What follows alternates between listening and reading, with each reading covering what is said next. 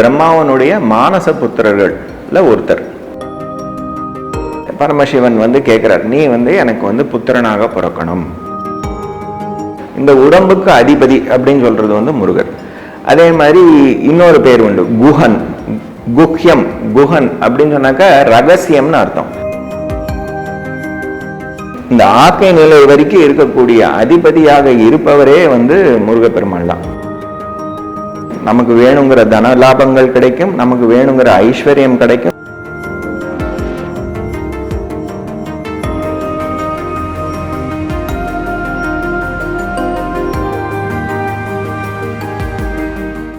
இப்ப தமிழ் கடவுளாகிய முருகப்பெருமான். முருகப்பெருமான் யார்? முருகப்பெருமான் இதற்கு முந்தின ஜென்மத்துல என்னவாக இருந்தார்? அவர் இந்த தேவர்களின் சேனைக்கு அதிபதியாக வந்தார். இப்படிங்கிறதுலாம் நமக்கு தெரிஞ்ச கதை. இப்போ தெரியாத கதை என்னதுனாக்கா, அவர் இதுக்கு முன்னாடி என்னவாக இருந்தார் அப்படிங்கிறது நிறைய பேருக்கு தெரிஞ்சிருக்கலாம். தெரியாதவங்களுக்கு இது ஒரு ஓப்பனிங்கா இருக்கும். அதாவது பிரம்மாவின் புத்திரர்கள், பிரம்மாவின் புத்திரர்களுக்கு பேர் சனகாதி முனிவர்கள் அப்படின்னு சொல்லுவோம் நம்ம தமிழ்ல. இந்த சனகாதி முனிவர்கள்ல ஒருத்தர் தான் முருகப்பெருமானாக இருந்திருக்கார். அதாவது பிரம்மாவனுடைய மானச புத்திரர்கள்ல ஒருத்தர். இவர் நேச்சுரலா பிரம்மாவின் புத்திரன் சொல்லும்போது தவம் செய்வது, இறை வழிபாடு செய்வது, இதெல்லாம் இவங்களுக்கு நேச்சுரலா இருக்கக்கூடிய ஒரு விஷயம். இப்போ ஒரு காலகட்டத்தில் இவருக்கு ஒரு சொப்னம் வருது. சொப்னம் அவருடைய தகப்பனை நம்ம பிரம்மா கிட்ட போய் கேட்குறார், என்ன இது, எனக்கு ஒரு கனவு வந்திருக்கு. கனவுல நான் தேவர்களை காட் பண்ணுறேன், எல்லாரையும் ப்ரொடெக்ட் பண்ணுறேன், நானே சேனையை லீட் பண்ணி யுத்தத்துக்கு போகிறேன் அசுரர்களுக்கு அகெயின்ஸ்டா, இப்படி ஒரு கனவு வந்தது அப்படின்னதும் பிரம்மா சொல்கிறார், ஆமாம், இது உனக்கு இது ஒரு கனவாக வந்திருக்குனாக்கா இது நிஜமாகறதுக்குரிய ஒரு காலகட்டமும் வரும், இது ஃபியூச்சரில் வரலாம், உனக்கு இன்னொரு ஜென்மம் இருக்கு அப்படிங்கிறார். அப்போ அவர் இன்னொரு ஜென்மமா எனக்கா அப்படின்னு சொல்லிட்டு அவர் சிரிச்சுட்டே போயிட்டார். போயிட்டு திரும்பி தவத்தில் உட்காந்துருக்கார். ஒரு காலகட்டம் வரும் பொழுது அவருடைய தவநிலை ஒரு ஸ்டேஜா தாண்டி தாண்டி போறது.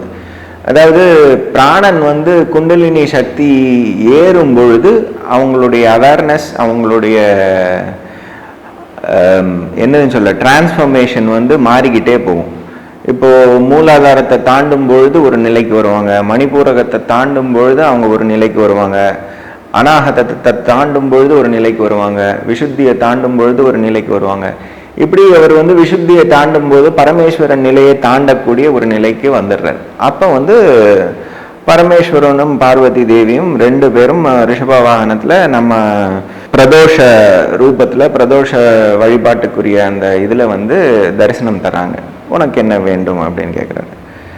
இவர் தவத்துல ஆழ்ந்த தவத்துல இருந்து வெளியில எழுந்து, என்னப்பா நான் ஒண்ணுமே கேட்கலையே, நீங்க எதுக்கு வந்திருக்கீங்க அப்படின்னு தெரியாம சரின்னு சொல்லி கொஞ்சம் ஆசுவாசப்படுத்திக்கிட்டு பேசுறார். அதாவது நான் பிரம்மாவனுடைய புத்திரன், நான் தவம் பண்றதுல ஒரு ஆச்சரியம் ஒண்ணுமே கிடையாது, இருந்தாலும் என் தவத்தை நீங்க கலைச்சிருக்கீங்க ஏதோ ஒரு காரணத்துக்காக வேண்டி. அதனால உங்களுக்கு என்ன வேண்டும்? எனக்கு ஒன்றும் வேண்டாம், உங்களுக்கு என்ன வேண்டும் சொல்லுங்க அப்படின்னு கேட்குறாரு. கேட்கும்போது அந்த கேள்விக்கு மிக மெச்சி, இது இந்த மாதிரி ஒரு சூழல் வரணுங்கிறது ஆல்ரெடி இருக்கு. உடனே பரமசிவன் கேட்குறார், நீ எனக்கு புத்திரனாக பிறக்கணும் அடுத்த ஜென்மால அப்படின்ன உடனே உனக்கு மட்டுமே நான் புத்திரனா பிறப்பேன் அப்படின்ட்டு ஒரு வாக்கை கொடுத்துட்டு போயிடுறார். அப்போ பார்வதி தேவிக்கு ஒரு பங்கீடு இல்லாத ஒரு சூழல்ல இப்படி சொல்லிட்டு போயிடுறாரு. ஸோ அதனால இவர் அக்னி பிழம்பாக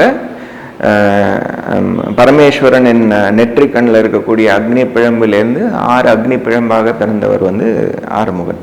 ஸோ இவர் இந்த 6 முகமும் அக்னி பிழம்பாக அதிலிருந்து வந்த ஒரு இதிகாசம். ஸோ இந்த காலகட்டத்தில் தான், அதனால தான் இப்போ முருகருடைய காலகட்டத்தில் தந்தைக்கு உபதேசம் செய்யக்கூடிய ஒரு கட்டம் வரும். எப்படி ஒரு புத்திரன் தந்தைக்கு உபதேசம் செய்யக்கூடிய ஒரு கட்டத்தில் வருவார்னாக்கா, இவர் அப்படிப்பட்ட ஒரு தவஞானியாக இருந்ததால் அந்த ஒரு காலகட்டம் அவங்களுக்கு வந்தது.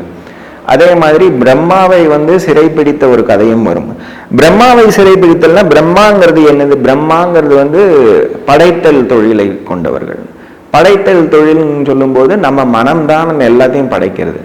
இப்போ வந்து முருகனுடைய இந்த சக்கரத்தை பார்த்தீங்கன்னாக்கா, யந்திர சக்கரத்தை பார்த்தீங்கன்னாக்கா, அது வந்து இப்படி ஒரு திரிகோணம், இப்படி ஒரு திரிகோணம், ஒரு ஸ்டார் ஷேப்ல இருக்கும். அதை சுத்தி சரவண பவ அப்படிங்கிற மந்திரம் வரும்.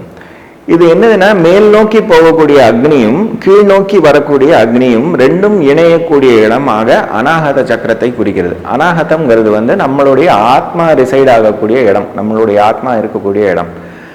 அந்த இடத்தை நம்ம வந்து ஆக்கிரமிக்கிறது அப்படின்னாக்க அந்த பிரம்மா அப்படிங்கிற அந்த கிரியேஷன் ஃபோர்ஸ் நம்ம கிட்டேருந்து வரக்கூடிய எண்ணங்கள், எண்ண அலைகளை வந்து அடக்கி அதை வந்து ஒரு சேனலைஸ் பண்ணக்கூடிய ஒரு வழிக்கு வரும்பொழுது தான் அந்த இது வந்து நிலை வந்து நிலைக்கும். ஸோ அந்த அநாகத சக்கரத்தை குறிக்கிறதே வந்து சுப்பிரமணியருடைய யந்திரம் தான், அந்த சக்கரம் தான். ஸோ ஆத்மா ரிசைட் ஆகிறதும் அந்த இடம்தான். அதே மாதிரி முருகருக்கு வந்து நிறைய பெயர்கள் உண்டு. அதில் ஒரு பெயர் வந்து அவருக்கு பேர் ஷடாச்சரன். ஷடம்னாக்க இந்த உடம்பு, இந்த உடம்புக்கு அதிபதி அப்படின்னு சொல்றது வந்து முருகர்.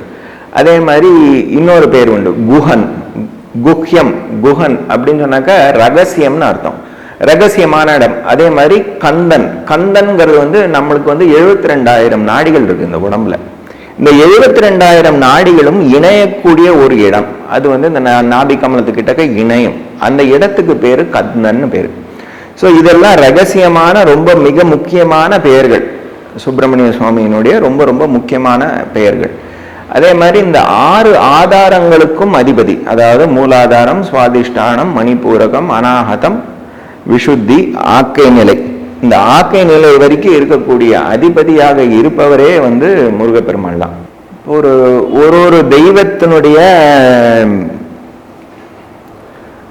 ரெஸ்பான்சிபிலிட்டி இல்லை அவங்க வந்து எதை குறிக்கிறாங்க அப்படின்னு நம்ம பார்த்தோம்னாக்க, எல்லா தெய்வத்தினுடைய வடிவத்திலையும் ஒரு நாகம் வந்து இருக்கும். அது வந்து நம்மளுடைய குண்டநீலி லெவல், எந்த லெவல் வரைக்கும் அந்த தெய்வம் வந்து ரெஸ்பான்சிபிள் அப்படிங்கிறத காட்டும்.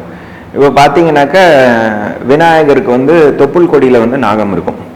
ஸோ அவர் வந்து மூலாதாரத்திலேருந்து ஆரம்பித்து மணிப்பூரகம் வரைக்கும் இருக்கக்கூடிய விஷயங்கள் எல்லாத்துக்கும் அவர் வந்து ஆட்சி செலுத்துவார். அதே மாதிரி மூலாதாரத்துக்குன்னுடைய அதிதேவதையும் வந்து விநாயகரும் காளியும் தான். ஸோ அந்த விஷயங்களுக்கு வந்து அவர் வந்து இது பண்ணுவார். இப்போ அதே மாதிரி நீங்கள் வந்து பரமசிவன் அப்படின்னு பார்த்தீங்கன்னாக்கா அவருக்கு வந்து கழுத்தில் இருக்கும். ஸோ இந்த பஞ்சபூத தத்துவங்களுக்குரிய எல்லா விஷயமும் இங்கே தான் முடியறது. மூலாதாரத்துலேருந்து ஆரம்பித்து விசுத்தியில் முடியும். விசுத்திங்கிறது வந்து ஆகாய தத்துவத்தை குறிக்கக்கூடியது.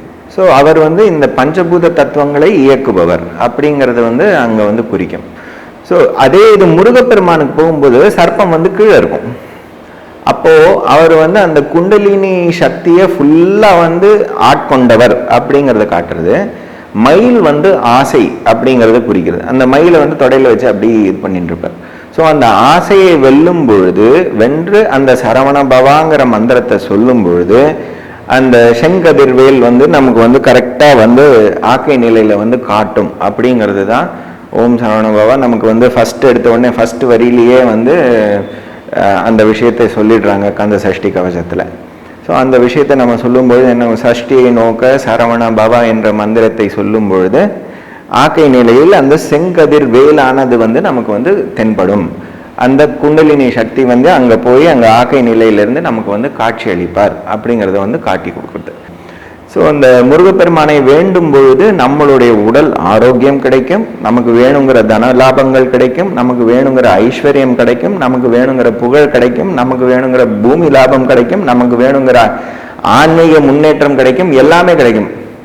ஸோ அவர் வந்து சர்வம் அப்படிங்கிறது வந்து இந்த கதை இதிகாசத்துலேருந்து நம்ம வந்து புரிஞ்சுக்கலாம். இவருடைய க்ஷேத்திரங்கள் ரொம்ப இம்பார்ட்டண்ட்டான க்ஷேத்திரங்கள் 6 படை வீடு, அது எல்லாமே போய் பார்க்கலாம். அதிலும் மிக முக்கியமாக வந்து திருச்செந்தூர் முருகன், அந்த ஸ்தலத்தை வந்து போய் பார்க்கறது ரொம்ப ரொம்ப விசேஷம். மீதி இன்னும் டீட்டெயில்ஸுக்கு அடுத்த இதில் பார்ப்போம்.